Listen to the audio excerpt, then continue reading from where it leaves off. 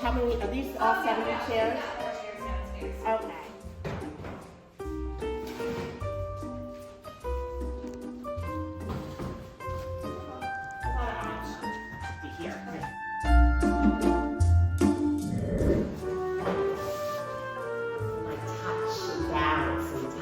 Rather than moving across the stage and like, you know, like almost, you know, you're picking flowers and you're touching rocks, the world out there, your imaginary world, and pretend it's like a giant shelf of like crystals and flowers and rocks, and some over here and some over here.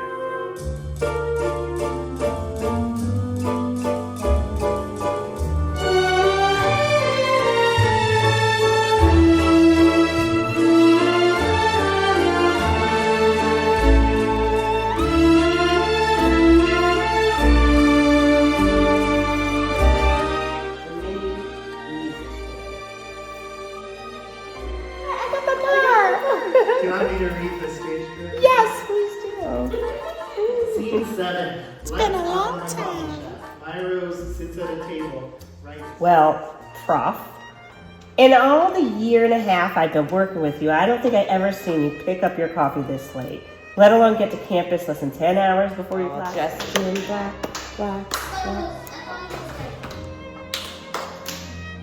Yep. And then that out is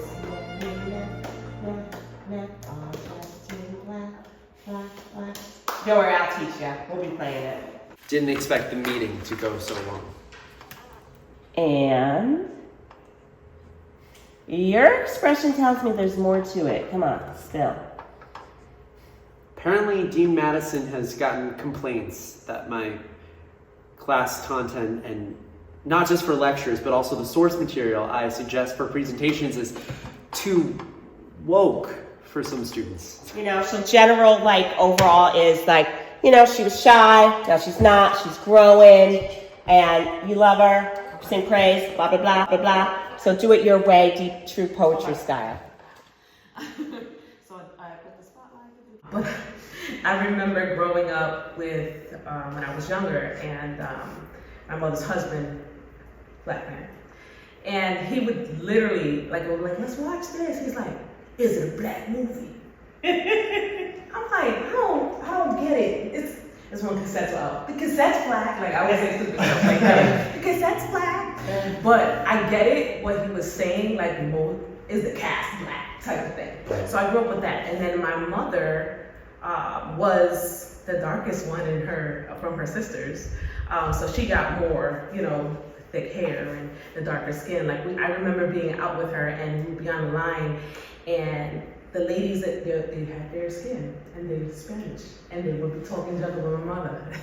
So my mother just sitting there like, wait till it's my turn, right? So she'll bust out her Spanish because she was, you know, fluent.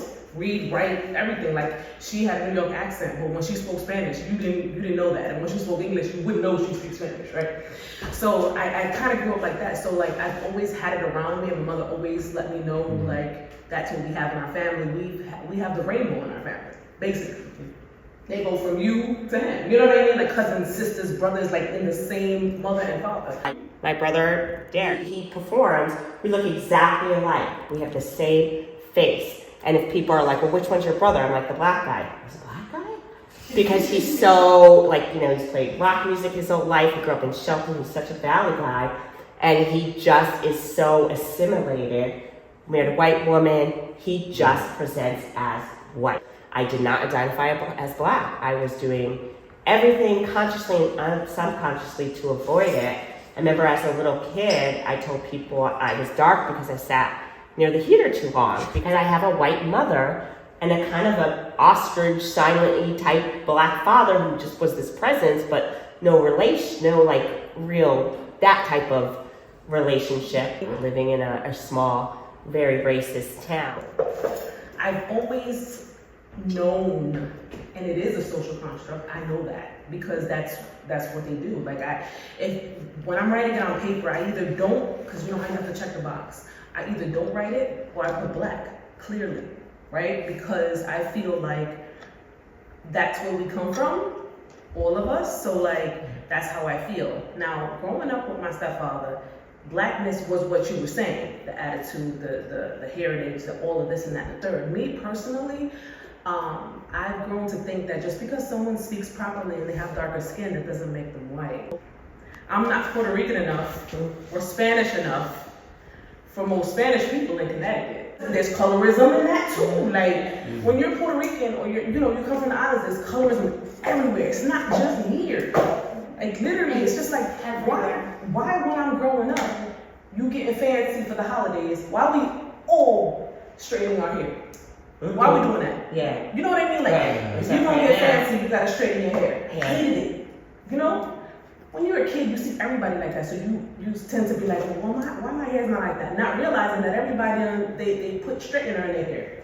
So you don't know, you're a kid, I want it like that, you know? But as I grow up, I'm just like, my curly hair is beautiful. Yeah, because they used to say in the theater, like when you have like a lot of life and a lot of V, they're like, you're a ham, but that just sounds like it's minimizing it. She's a natural. She's a natural. You know, there was no reason to straighten it just because and when a lot of those things was going on with hairstyles being distracting and all this stuff. Why? Perfect. So I'm just gonna say she sits for your purposes. Yeah, you're gonna sit on the line. What you feel is different from what we have there.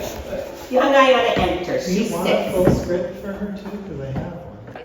My knee-jerk reaction is to say yes. Race is a social construct. Not ever having to have considered race because of how I look on the outside. I was not raised by a I was not raised by like a horribly like clan infested family, but I was not raised by a family like your family who was, you know, so accepting of everyone. I think there were definite sort of lines drawn, and I remember as a little kid in Catholic school having a major crush on Sonia Hines, who was a black girl in my class, and thinking, you know, maybe Sonia Hines and I will get married and that will make my family think differently about people who look different from us. It's even considered threatening. Threatening. Being considered unconventional is not ideal when you're trying to make tenor. But sometimes it's the only way to make a difference. Brianna, Louis, Ayana, Cynthia, Khalif, Latasha, India, Victor, Elijah, Susan, Medgar. I still have doubt. Doubts? About what? I'm not even sure. This is really.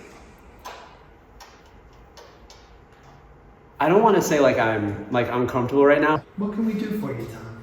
I'm not quite sure. I guess I'm looking for guidance. Welcome. Oh my God! You're acting like I'm not supposed to be here right now. This is a country stolen from indigenous peoples, born from slaves, founded on the dreams of immigrants. Pastor's wife is hot-headed and angry because this is America. Before we started, I'm like, I'm gonna riff a little bit before Sam, until Sam gets there, and then you showed up in the door. Yay! How perfect was that entrance? Trying to articulate my words right now. It's important, and this is the work I gotta do, is to dig deeper and listen and learn. Like, I know people in not my circle, but people I work with, people I went to school with, you know, maybe friends that I've had growing up that like would totally, they wouldn't think much about these questions. You know, they were like, well, no, it's just simple. It's no pun intended, it's black and white. You know what I mean? Like, but I find myself, I guess, yeah, I find myself agreeing with what Sam had to say, and Nia. Yeah. Just kind of, I know I'm not being super articulate right now. Like, I'm gonna keep saying that until the cows come home. But you know, I think it's I'm here also to see all your lovely faces, but also and to tell this story, but to learn in a way that not that I was ever closed off from it, but it just I guess it was kind of it's my responsibility moving forward to seek this out and to understand and to listen and to learn from others. It does not affect us the way it affects other people. Because it's like you're forced to be part of a category. It's like, you know, you have no choice. Like for some people, it's like you have no choice but to be like, am I black or am I white? Or like you can't, it's like there's no middle ground. Yeah, like can I identify as white? This white woman who identifies as black, like I understand that there's a very cultural element to that, but if I walked outside this door and said, I identify as a white woman, people would laugh in my face. Yeah. So it is definitely a social construct, but with very predictable consequences. I mean, I don't have to. I have a good life. I have friends, a job I love, which I'm afraid of losing. But there's no sense of peace when I hear about the latest black family torn apart by some white kid filled with hate. It feels personal. Somehow, like I'm compelled to do something. And is that a bad thing? No, of course not. I'm just... What? I'm scared. Of? So she holds hands at protests, hands her congregation would spit in before accepting them as extensions of their own, dirtied with guilt, ridden with grief. Pastor's wife is hot-headed and angry, so she took a page from Jesus's book and treated others how she wants to be treated. She will fight for her local taco man selling empanadas on the street. She will fight for her Thai iced tea on a Friday night. She will fight for her neighbors, her sisters, her brothers, because God created humans after his own image. I don't want to be an actual martyr to the cause. So I guess that makes me a hypocrite? 16 portraits of slain Black Americans. I've decided to share one of the artist's poems instead. It's called Hosting the Stolen. For Brianna, Tamir, Cynthia, Rayshard, all the rest. Lacking the melanin required for membership, I have become host to meetings of the stolen. With no preset time or day, straight from drive-through lanes and snow-scudded city parks, from Bible circles, from sleep-tangled sheets, from family visits to the treacherous Jim Crow South. Please tell me that everything's okay.